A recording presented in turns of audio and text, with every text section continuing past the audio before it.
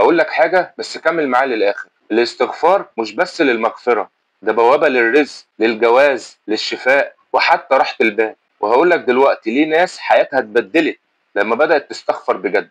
ناس كانت محرومة من الخلفة واستغفرت، ربنا رزقها. ناس فقراء مش لاقيين ياكلوا، استغفروا، ربنا وسع عليهم.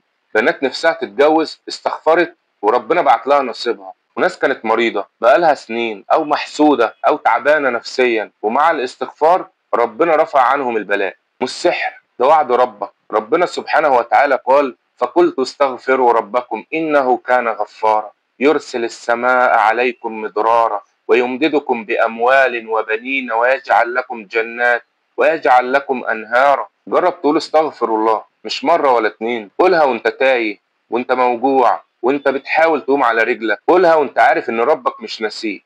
استغفر، يمكن هي الكلمة اللي تقلب قدرك كله. واستغفر كمان لأهلك في غزة، الناس اللي هناك محتاجين دعوة بصدق، فما تنساهمش وانت بتقول استغفر الله. سلام.